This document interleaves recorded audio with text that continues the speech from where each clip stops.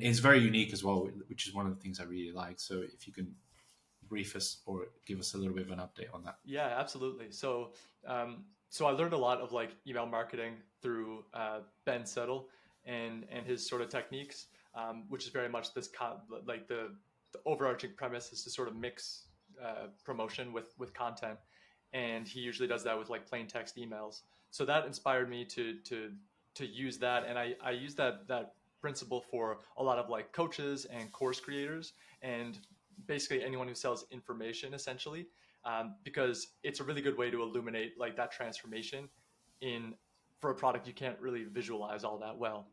So then I've had the opportunity over the years to work with some e-commerce brands, some software brands, and stuff like this, even some brick and mortar local businesses.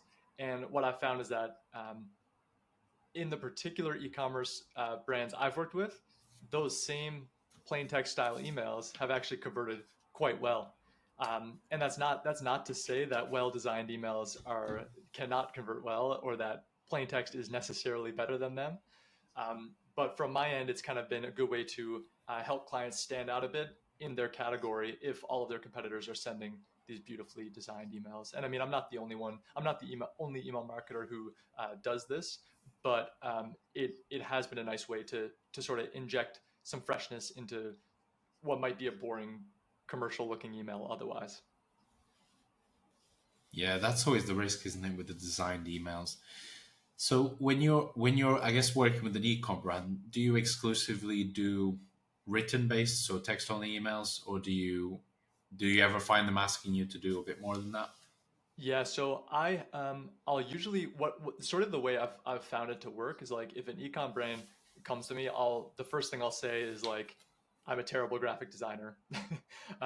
If it's desperate, I could go and find you someone and outsource it. But more often than not, the types of clients that um, are attracted to me, they usually have a template that sort of does the job. And then from there, I can go into their Klaviyo Yeah. account and I can swap out an image. I can do this or that and sort of have it be good enough. And that's how I've functioned until now. Now, a, if an ecom client were to reach out and would want a little bit more resource on the graphic design, that's one of those moments in time where I would start knocking on some doors and just get someone to help out with that. But the short answer is yeah, I usually really focus on the copy pretty much across my client roster. Yeah. And I like that because it's a different approach, and it's a very what we found. For example, we've got a couple of influencer clients, and what we found is the one of them's really large following, and what we found with him, for example, in the fitness space, is that text-based emails just perform really well for him, just incredibly well. And when you're telling a story and he's talking about something he used to do, or he's maybe talking about something he overcame, that works really well. And so I think there's a really strong specialization there in taking someone through kind of a journey and then getting to them to do something. Even me, I've only recently started on the educational side of things, and we've got I think 12 or 13 people in our kind of community at the moment, the paid one, and we're just opening a free one as well. And what I'm finding is that um, on our text on my newsletter, which I don't post that often, but I'm trying to do more. Um, it it's all about like, oh, here's where I am, here's where I was, and here's where I am, and everything in between works really well. Yeah. And it's nice also because it feels real, opposed to all this. In the world of marketing, everything feels so fake almost always. So it's nice to be able to do that. Yeah, it's a nice way you can kind of like you can connect in a different way, and you bring up a good point. I meant to ask you about that. Could you tell me a bit more about? I saw that you had like a is it a paid community that you're running alongside your done for you offer? Yeah, so recently I opened up a very small. I think I was going to let 10 people in, but in the end there's 12. But and it was just I wanted to run a small program where I shared everything I've done to get to the point where I am so far. Um, and so we let people in. We're doing weekly calls. We actually had one of them 3 hours ago, and that was it's all about because I really struggle with what a lot of people are sharing, like when it comes to jumping on calls with clients, selling your service. And in a way, all you're doing is just providing a lot of value, at least in my opinion. And then you're conveying that you are an expert on what you're truly saying. And they'll say, okay, well, how can I get you to do this work for me? Because you're clearly an expert. And what I have an issue with is a lot of the stuff we see on Twitter is like use this sales tactic, you know, tell them this, tell them that, make sure they pay on the call, all this other stuff that I've never had to do. And over the last, I've only been around doing this for two years or so, but I've never had to follow any of these tactics. We've got incredible closing rates. We've got like we know we have good service delivery. People stay for a long time. All these things that maybe have come from either my background or something like that that I feel like are not that complicated, but people really overcomplicate them. So that's why I decided to do that. Obviously, there's a monetary aspect to it. I get paid money for it. It's really good. Um, but I like, we were on the call today for an hour just talking about everything. We get DMs to answer questions. I'm always happy to help. And I know you've done a lot of this as well. So I don't know what your take is on all of this. Yeah, that's really interesting. And you have it as a like a group coaching model, kind of. Is that the delivery? Yeah. Yeah, that's Yeah. pretty cool. I decided to do it a I it's just limiting beliefs. I think there's this one-on-one mentality I've had.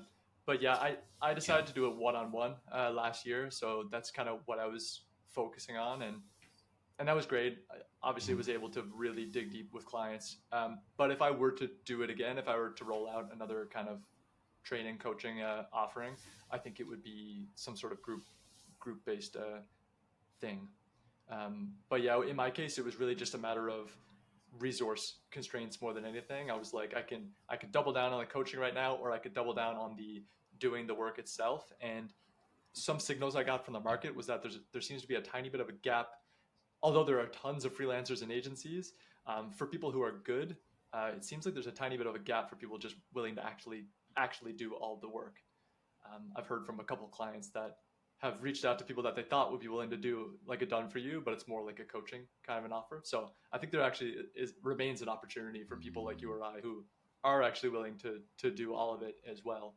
Um, but yeah, that's cool. I think there's definitely a huge opportunity there if you can make it work, and it can be pretty rewarding when you see people like the light bulbs go off and they're learning how to do it themselves, and you're teaching them how to fish, so to speak. Yeah, definitely. I like teaching a lot actually. I used to teach dance classes up to 4 5 years Cool. ago. Like things like salsa. I did it for 8 or 9 years, and then also I had a YouTube community with about I don't remember the subscribers. We had a forum with 50,000 people. We had about 4 million views on YouTube, and that was like 7 8 years ago. And I sold that channel, so I've always enjoyed like teaching people stuff. So I think I enjoy that more than like because right now all I do is put out fires or hire people. I don't do any of the service delivery myself anymore. Um, so I deal with all the not so fun stuff at the moment. Clients unhappy. Can we do this? Can we fix something? So I enjoy that a lot actually. Yeah. That's really cool. That's awesome. Yeah.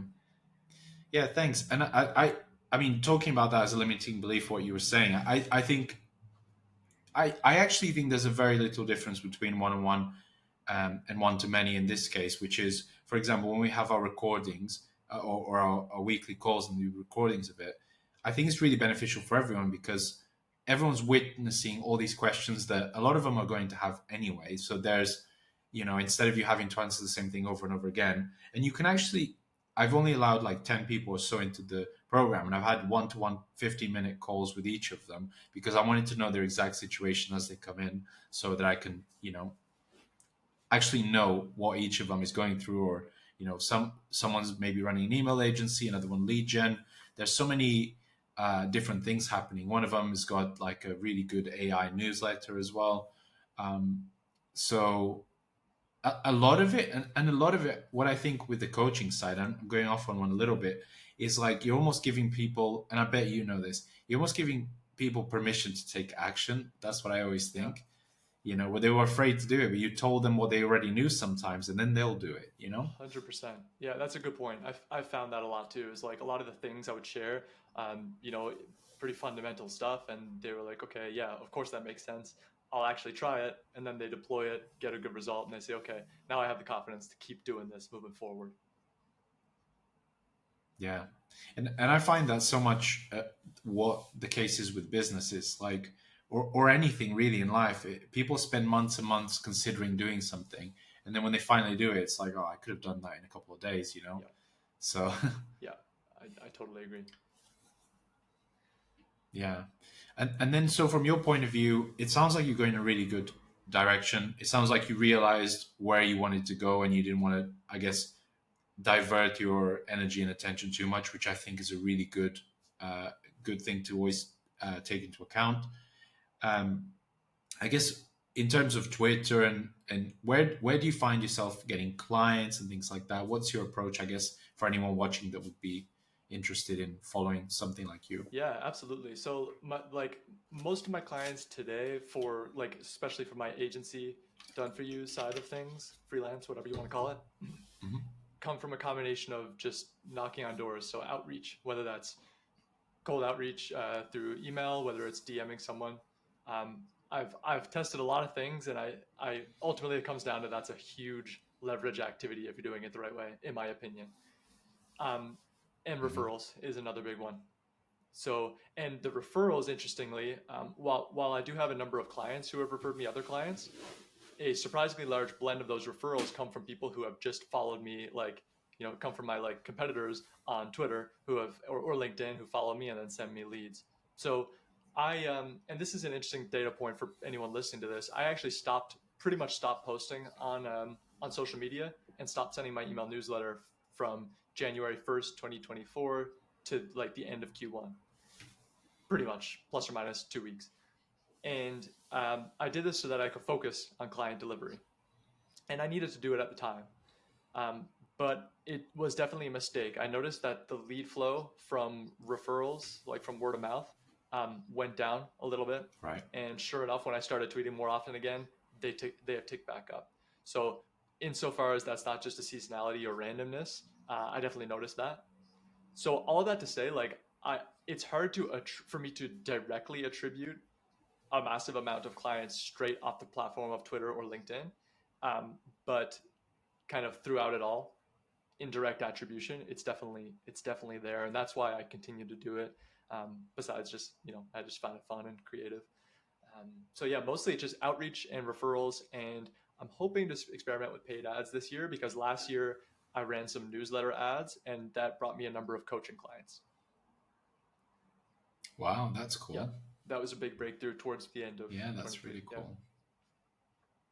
Nice. That's really good to know.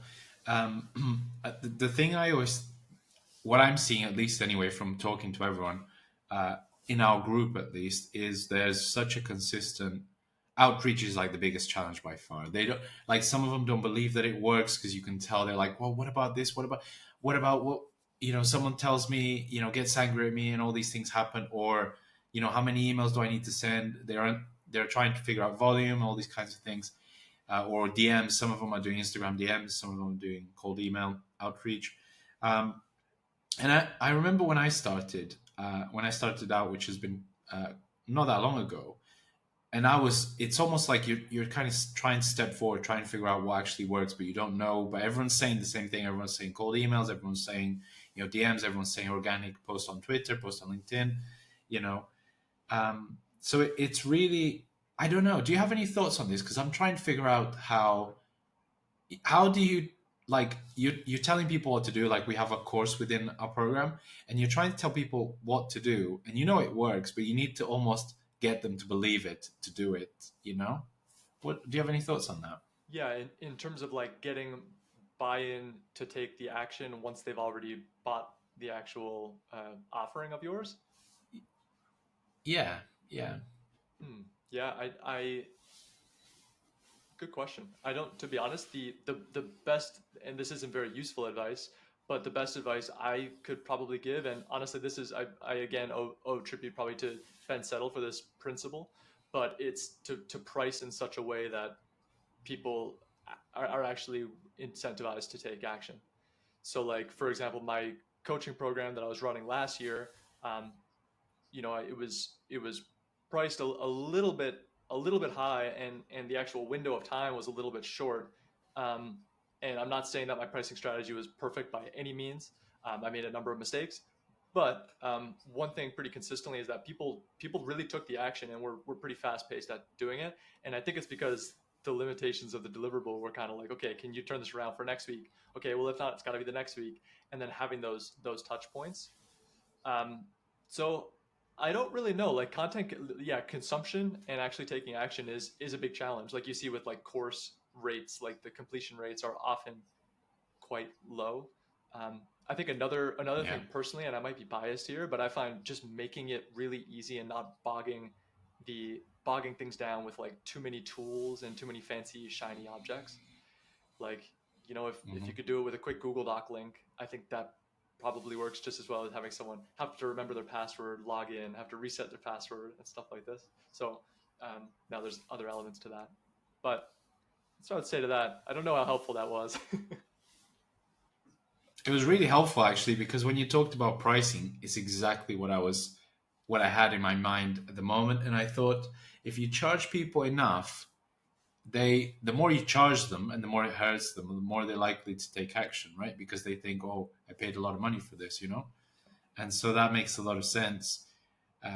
Because and I completely agree. I One of the things I always like to push is simplicity, kind of above all else, almost. And um, I, it's a lot easier to scale when you have simple things happening. Like if you have a really complex system, it's going to take you a lot to scale.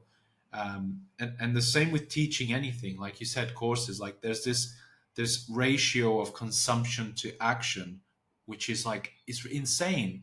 It's like we consume so many courses, and I remember I chose this thing in 2020. It may have been halfway through 2023 where I used to just listen to every single thing Alex Hormozy put out, as many of us do. And it was like every single podcast every day. I would go to the gym, listen to him every time. And then one day I was like, I'm that's it, I'm done. He teaches so many valuable lessons. And I was like, I'm not acting on any of these. And to this day, I'm like, okay, I'm doing something. I'm remembering something from a year and a half, 2 years ago, 3 years ago, maybe, from it, like a lesson. But there's this, yeah, it's the ratio between consumption to action that's completely off for most people. They're like buying all these courses, they watch the first, few videos, and that's it. It's done. They've given up, and so it's such a challenging thing, especially I think for anyone starting out. The main thing is really if you're hearing advice consistently, then it probably works. If you're hearing about a business model consistently, it probably works. Freelancers, it's a well-known business model. Agencies, well-known business model. You make them more money than you charge them, and that's it. It's really that simple, isn't it? And so, you know, I just think that action taking is probably people's biggest mistake when it comes to all of this. Um, I don't know. Yeah, another thing I would say is like as much as possible, if you can make the process interactive, that might help. So for maybe that means doing like in your case group exercises, like breakout exercises, and like let's face it, sometimes those aren't super helpful, but like at least if you can sort of set people in motion, that could be Hmm. good. I've also heard of, I don't know technologically how you would implement this, but I have heard of some programs where you can't free up the next thing of the course until you've completed a certain action. Obviously, Right, there's right. probably some fine print legalese you might need to write in there somewhere, but yeah, it Yeah. is tough. I If I may, I have a quick question for you. Sure. I'd Yeah. be Yeah. curious, just because before we get too far from the question you had asked previously, I'm curious how you've been finding success with, like, how do you get clients for your agency service specifically? Yeah, definitely. So for me, what worked really well in the beginning was cold email, and so I tried the Twitter thing for about a year, and it just didn't work for me. So I kind of gave up on Twitter outreach. I mean, I had a few people interested, but I always find the pricing was really low, so it didn't work for me. So cold email has been my main source of clients. just automated outreach, get them on a call as quickly as possible, and I always had a really good conversion rate there. Then what has worked really well in the last 6 months, maybe 8 months, has been referrals. Referrals, even when I've been a little bit on the lazier side with outreach, referrals have performed really well. And then finally, something that I haven't really talked about publicly is we started offering CRO also to a certain number of our clients. We tested it with one client, then we released it. So we're then doing both email and CRO for them. So we hired a couple people to do that. So it's really good in the sense that you look at some of your clients and you think, okay, you're really suffering here. Your landing pages aren't very good. Um, and so, um, yeah, so that's how it's worked really well. So now what I'm trying to do, and it's slightly on a different direction to your question, is I'm optimizing to have as few clients as possible with as much revenue as possible, and obviously really good margins. Because what I find is that this model that people seem to strive for, which is get 100 clients or something ridiculous like that. I don't want that because there's a lot of headaches in that kind of, 15 to 20 clients, I think max, maybe up to 25 at an absolute stretch, um, and very high margins, high pricing. Every now and then push the price up, and it helps you filter some of those out. That's kind of the model that I'm following at the moment. Nice. Yeah, that makes sense. I'm kind of the same way. I don't want to like 25 clients. Beyond that, I'd be looking to start changing things because at a certain point, it's just there's a lot of headache, and if you're only scaling through like headcount, then your margins are going to suffer too, right? Yeah, yeah, definitely. And you have to, like, it depends what you are trying to optimize for, but I don't want to be doing, I don't want to do the cliche thing, but I don't want to be doing every single day have to do 8 to 12 hours or even more than that. I don't mind doing the odd exception, but uh, I've I've put a lot of time into this, and I know you have to build your skill set. So if if you can have like even if you could have 5 clients paying you quite a lot of money, and you get to keep half of that.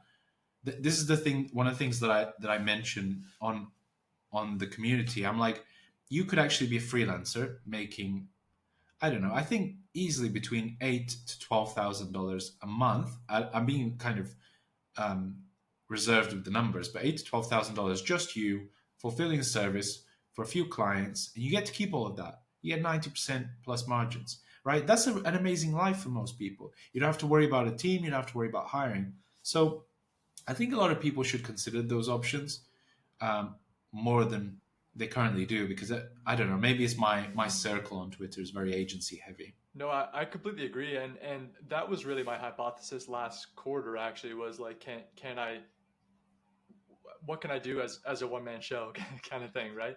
And the revenues were pretty good and stuff, but what I found was like I was needing to work a few more late nights than I really wanted to for a sustained basis. Mm. So I don't mind being pretty close to that, but if I can just shave a little bit of the time off production, that would be, if I could kind of keep it pretty close to what you described in terms of actual like lean mean team, that would be awesome. Yeah, I actually think that we had 10 people, and then we scaled down to 7 people now.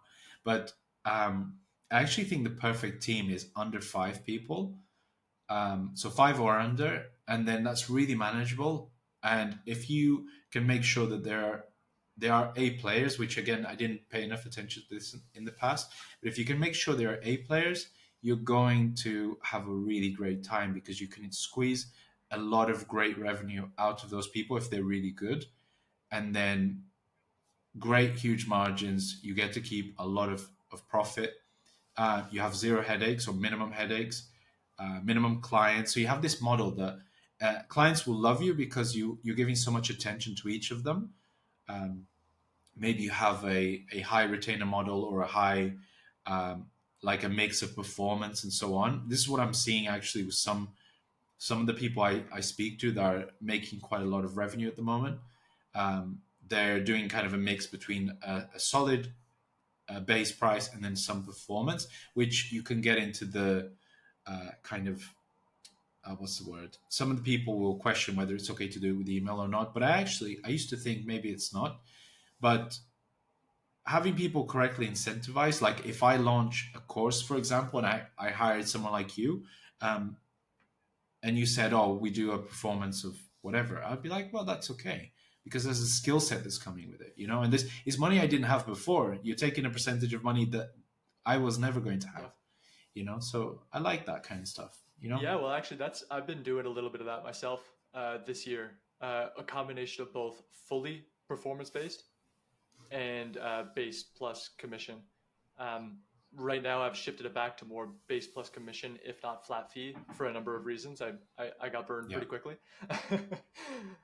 I know Yeah, those reasons. I did the same. but Yeah, when it works, and again, like it's 80/20, right? When you find those A player clients who you trust have integrity and honesty and stuff like that, then it can work really well because your incentives are completely and utterly aligned. Uh, as long as attribution, as long as you can agree in writing and understand the attribution and truly be okay with that attribution model looks like. yeah. Well, that's always the question, isn't it? It's attribution is such a complicated subject you can get into, right? Yeah. So, um, but that's really cool. I I mean, I'm glad you're going down that route. I tried performance only for a short amount of time, uh, but I got really badly burned, mostly because I would attract the wrong clients as well. So I don't know if Yep. you've done that. And then I would see months where I'd be making. I had one month with one client where we made $70, and I was like, "What am I doing Yeah. here?" Sounds about right. I had that for one client last quarter too. Yeah, yeah, Yeah. terrible. But yeah, so cool. This is really good. Yeah. So in terms of, I guess, in terms of what you're offering at the moment, you said you're exclusively focusing on. Maybe I'm misspeaking here, but are you exclusively going after ecom brands? Are you going to have, for anyone that wants to do some coaching with you? Because I know you attract that people for that as well. What are you doing there? Yeah, no, I appreciate it. I would say at this moment now, depending if someone's watching this video and it's 2025 or even maybe later in 2024, I could be humming a different tune. But Yeah. right now, I would say generally I have a lot of experience working with kind of coaches and course creators. Um, for me to actually do the work for you, there's like most of my best clients, the ones that see the most success, are doing about 1 million to 5 million a year in revenue top line. So that's kind of, I guess, a little bit of a sweet spot. You probably don't have a ton of time. You might even know how to do it all yourself, but you just don't have the time to do it.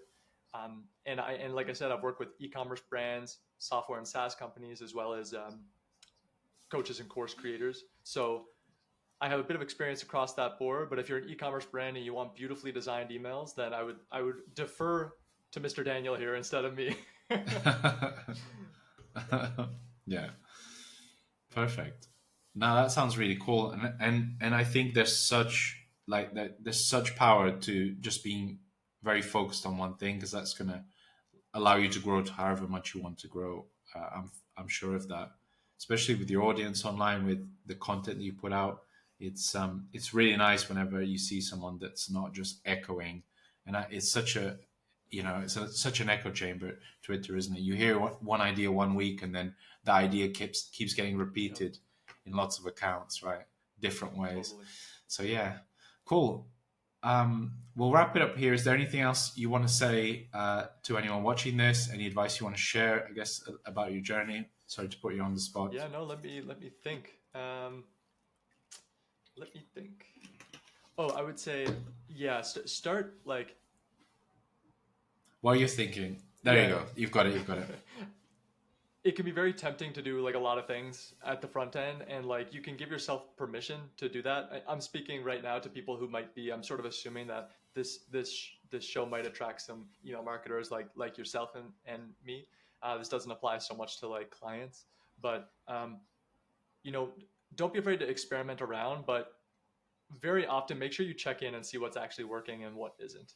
um, at least once a quarter, ideally more frequently, because like it could be that in your case it could be that posting on LinkedIn or Twitter or even social media marketing as a box, maybe that's not what you should be spending your time on. Or it could be that this product or this service that you're trying to test isn't actually making you any money. So that's just something generally, like I like to sit down with a journal, pen and paper, and just actually reflect like what's actually working, dig into your numbers.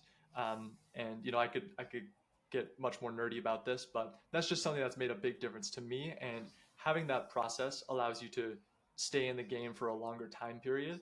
And I just passed the 3 full year mark of being self-employed, and things change. You like people tend to refer you more work. They're more comfortable with you. So if you can try to have a long-term perspective, and it's still early in my journey, but that's something I've already seen now versus say year 1 or 2. That's amazing. That's such good advice. Also, I did not expect that. Um, the thing I would definitely reinforce is long term perspective. If you are burning through clients or you're doing a bad service and you're not caring to do improvements to that, I would say you're not going to last very long. Absolutely. Not at all. Whereas the opposite behavior will actually get you a lot of clients, whether you do outreach sometimes or not, which is really great. Absolutely. Completely agree. Cool. Perfect.